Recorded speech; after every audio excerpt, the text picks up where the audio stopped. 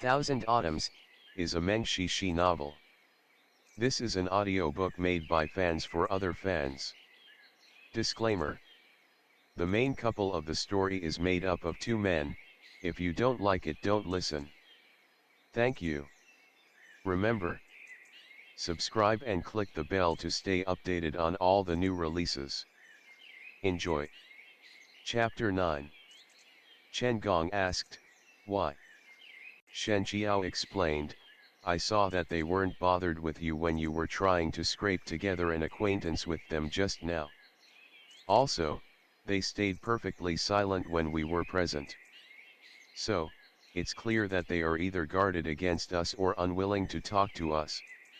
No matter which one it is, I'm afraid that your wish will die on the vine." Chen Gong was quite unhappy, although he had to admit that what Shen Qiao said was true. Humph. I know these people all look down on people from the lower classes, like me. But there will be a day that I, too, will step on everyone else and make them kneel before me. Shen Qiao knew that the sore point in Chen Gong's heart was from what he had experienced while growing up, and that there was no way for it to be remedied by just a few words from him. So he stopped trying to talk him around. Beyond Cloud's monastery was so humble that even its vegetarian food could not have been simpler: a bowl of white rice congee and a couple of small side dishes.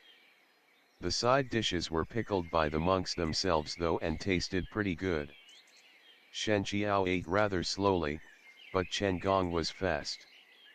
He couldn't strengthen his relationship with the people from the Six Harmonies Association, so he was in a bad mood. He only shoved down a few mouthfuls hastily before going back to the side room. Not long after he left, two of the people staying in the same room with them also came in for dinner. Although Shen Qiao was able to perceive some light now, he still couldn't see things clearly. Besides, his eyes would hurt if he stared for too long, so he simply kept them mostly closed and would only use them if he had no other choice. At the moment, he vaguely saw four figures, two of which seemed to be women judging from their dresses. They walked towards him and sat down at another long table. Shen Qiao had some idea about the situation. He knew that the Six Harmonies Association must be escorting some cargo that was quite important in this trip. Therefore, instead of all four of them coming here for dinner together, they had to leave two people in the side room to guard it. These two women were actually the two ladies who borrowed the little monk's room. He did not interfere in their business. After finishing his congee by feel, he reached for the bamboo stick next to him. Bang! The bamboo stick slid to the side and fell on the ground. Shen Qiao frowned slightly. His hand hadn't touched the stick yet, so it was impossible for it to fall over just like that. "I ran into it accidentally." "Please excuse me, mister," a woman said softly as she bent over to pick up the stick and handed it over to Shen Qiao. "No worries." Shen Qiao took the stick. Nodding in her direction, he got up to leave. The woman continued, "Since every encounter is the result of fate, is it possible for me to have Mister's honorable name? My family name is Shen." "Is Mr. Shen going into the city?" "Yes. There are a lot of taverns and inns inside the city. Why did Mr. choose such a shabby monastery to stay the night instead of finding a place after entering the city?" She was obviously probing for Shen Qiao's identity. If it was any other person, they would surely ask her back, "Aren't you also staying here? Who are you to mind other people's business?" But Shen Qiao was good-tempered and so he still answered, "We don't have enough money and lodging inside the city would cost even more. This way, we can enter the city early tomorrow morning and don't need to spend the night inside." His voice was quite pleasant to the ears. There was something in him that naturally gave off a good impression to others, something that made people want to befriend him. It was hard for anyone to ignore him, despite his rough clothes, and even harder to regard him as the same type of person as Chen Gong. Therefore, when these two people, who were totally incompatible in terms of style and manners, came together to travel on the same road as companions, it inevitably led to others suspecting them and testing them with words. However, they were indeed ordinary people who did not have the least bit of martial arts. His answer was reasonable and fair. Yun Fui could not find any flaw in it, so she gently apologized, "Please forgive me for being presumptuous. My family name is Yun Fui." Shen Qiao nodded, "Please enjoy your meal, Lady Yun, as I will excuse myself first." Yun Fui replied, "Mister, take care." Shen Qiao felt his way with the stick and walked towards the door. Looking at his receding figure, Yun Fui slightly furrowed her eyebrows, but said nothing. Hu, who was sitting by her, suggested, "I'm afraid that it was not a coincidence that these two people showed up here at this time. The other boy is not a big deal, but this Shen guy, he seems blind, but why would a blind man be walking around? Maybe he's after the goods we are escorting." His twin elder brother, Hu Yan, rolled his eyes at him. "If you can see through it, do you think vice chairman can't?" Yun Fui explained, "I just tested him. He has no inner chi, nor has he heard of my name. It doesn't look like he's faking it. Anyway, let's be careful tonight. At first, I thought it would be safer if we did not enter the city since there are too many people inside the city and people talk. But now it appears that this way might not work either." Who you asked, "What kind of rare treasure is in the cargo after all? Ever since we took off, two groups of people have tried to seize it already, one after another, and the robbers are getting stronger too. We still have to go down south for quite a long way from here to Jiankang. The only thing I'm afraid of is of something happening to the goods. Losing the item is a small matter, but ruining the reputation of the Six Harmonies Association would surely be a big thing." Even though they were not large in number, this group of people could be considered as the elites of the Six Harmonies Association. Just imagine, even Yun Fui, their vice chairman, came on the trip herself. How weak could they be? Even so, everyone still dared not lower their guard. Yun Fui shook her head. Chairman gave a strict order. "We must deliver it to Jiankang no matter what. He sent a message previously, saying that he would catch up with us and meet us in Ludo Prefecture, then we will go down south together." Hearing that the chairman was not far ahead of them, both Hu Yan and Hu Yu felt a lot more spirited. They continued their discussion on what was in the two boxes that deserved such a serious attitude from the association. The Six Harmonies Association's branches could be found all over the north and south sides of the Long River, and they had conducted countless business transactions over the many years. Amongst the goods they had escorted, there were also treasures from the imperial palace, but even towards that kind of cargo, they had never seen the higher UPS attach such great importance. Being escorted by the vice chairman in person and received by the chairman himself, this was the first time, ever. Hu Yan and Hu Yu were disciples of the Dragon Gate sect, and they were also well-recognized experts in the pugilistic world. In addition to that, they were also still young. Two groups of robbers in a row in no way dispelled their fighting spirits. On the contrary, it made the brothers even more eager to face the challenge. Unlike them, Yun Fui actually had secret concerns. "No matter what, we'd better stay on high alert till we meet chairman." That night, the outskirts was quieter than inside the city. So quiet that it felt somewhat frightening. There wasn't much entertainment at night in the tiny monastery, hence everyone went to bed early.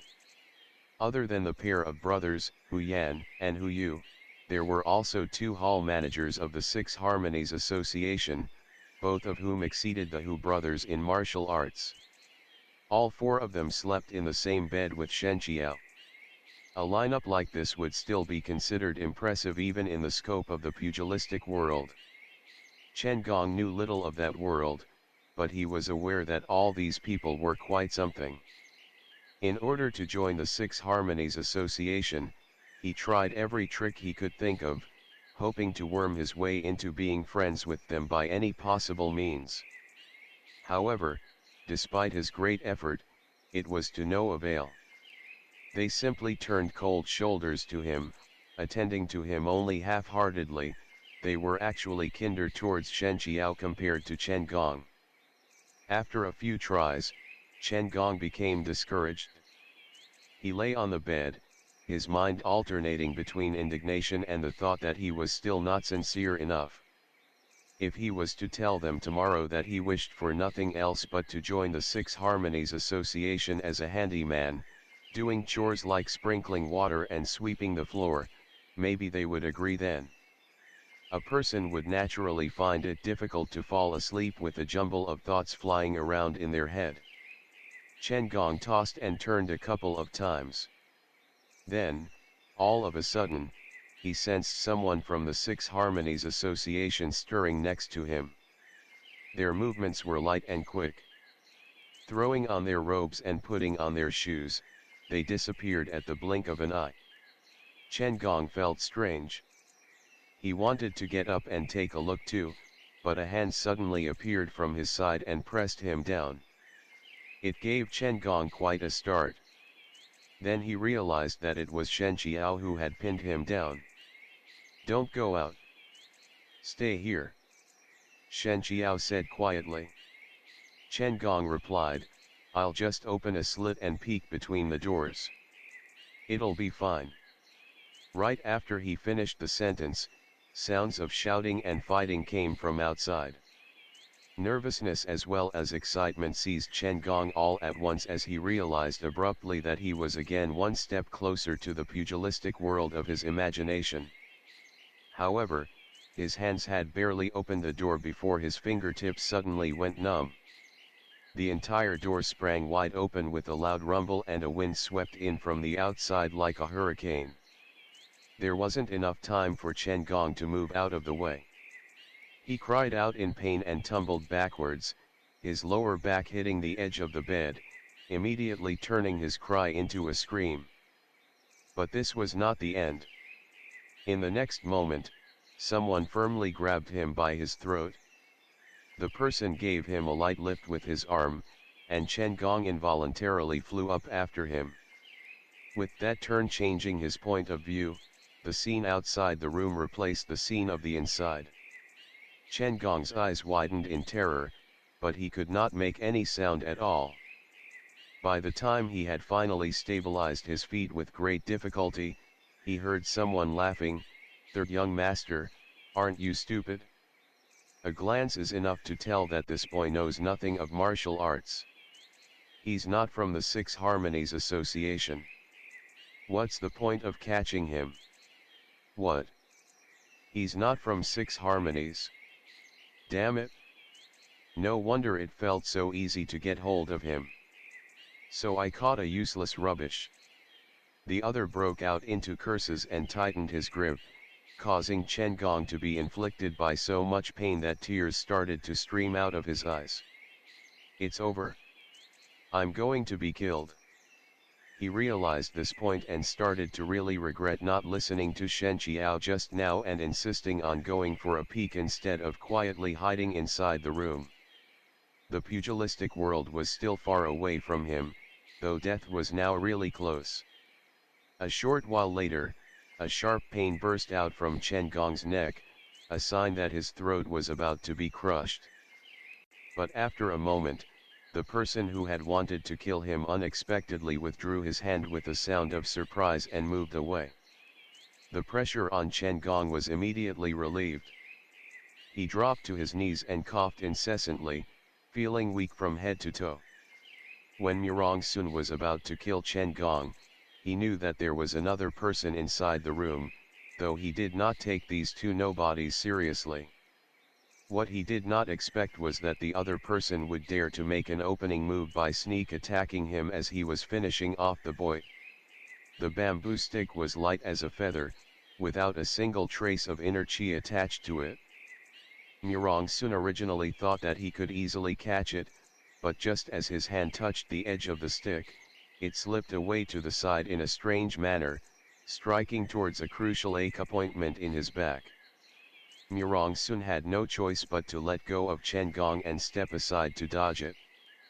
"Who are you?" He squinted his eyes, looking the other person up and down. "We are not members of the Six Harmonies Association, nor are we martial artists. We just happened to put up for the night at this place. Since we are unrelated to the grudges happening here, could you please lift your hand in mercy and let us go," said Shen Qiao. There wasn't enough light at night, so he couldn't see Murong Sun. He could only roughly guess where the other was and cupped his hands towards that direction. But Murong Sun found out at a glimpse, "You're blind." Within one night, turbulence rose and surged forwards vigorously in the small Beyond Clouds monastery. Although Yunfui had anticipated an attack in advance, the situation that night still went greatly beyond her expectations. Her sleeves swirled up as she stroked out with a palm, while she herself drifted backwards. The posture was elegant and utterly fairy-like. In the eyes of others, it would seem like she was dancing gracefully instead. They would never have suspected the amount of power contained in her palm. Her opponent raised one of his sleeves aloft while rolling the other one up, dissolving Yunfui's attack with ease. But Yunfui saw clearly that two cicada wing blades, as thin as willow leaves, had slid out of his sleeves.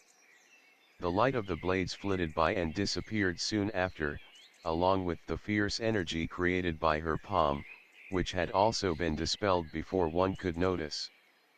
This opponent is dreadful, Yunfui realized. A rain of flowers passed by, carried by clouds, yet left no petals on one's clothes. You deserve to be called the deputy leader of the Six Harmonies Association.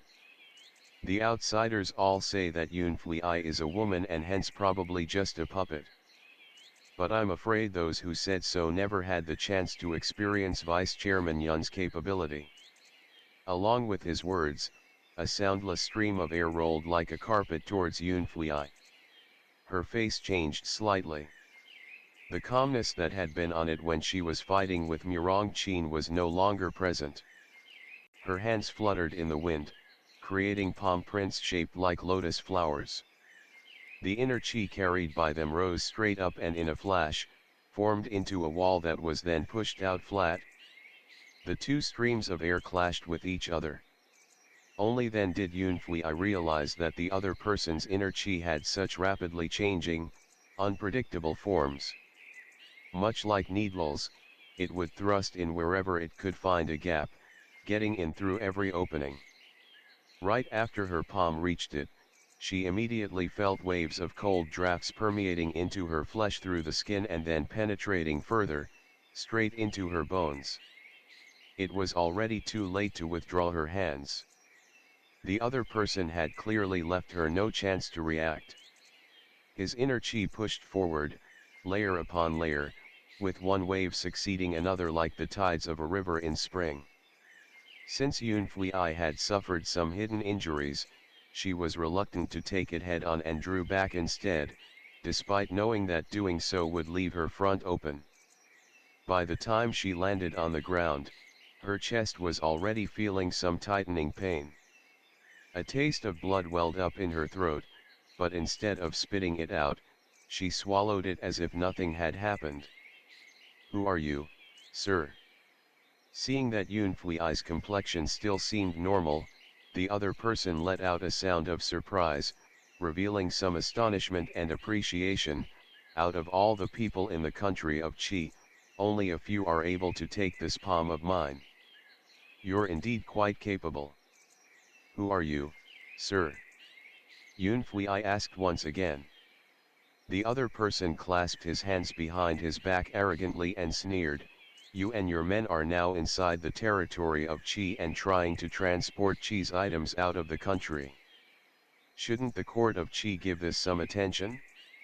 As for today's matter, if the Six Harmonies Association agrees to leave the item here, I'll no longer make it difficult for you and will guarantee that all of you can leave the country of Qi safely. Hearing him mentioning the court of Qi, Yunfui's heart skipped a beat, but she soon came around. You're from Qi? You're Murong Qin. After the destruction of the Yan dynasty, the Murong clan had wandered from place to place for several dynasties. The current patriarch of the Murong clan, Murong Qin, became nothing more than a henchman of Qi, serving its emperor, Gao Wei, despite claiming to be a descendant of the imperial family of Murong. Others would show him a good deal of respect and flattery in his presence, in order to curry favor with him, only because he held the reputation of being the #1 expert in Qi. If it was some other day, even if Murong Qin came, Yunfui would not be afraid to fight him. But now, he was obviously coming after the goods she was escorting and was quite determined to get it, which meant, where is Lu Qinjia and Shang Guanxin Chen? Her expression changed slightly as she asked after the other two hall managers who were on the trip with her. Hu Yan was also startled when he heard the question. He replied, both hall manager Lu and hall manager Shang Guan are in the side room guarding the goods. There shouldn't be any. Yunfui said, I didn't expect that the patriarch of the Murong clan, the great, foremost expert of the country of Qi, would bring subordinates even for sneak attacks. This would surely be laughed at by others if the news ever gets out. Murong Qin sneered, Vice Chairman Yun came personally, how would I dare to act arrogant? Besides, we are not the only people here tonight. Which rat is still hiding in the dark? It's time to show yourself. End of the chapter. Stay tuned for more BL.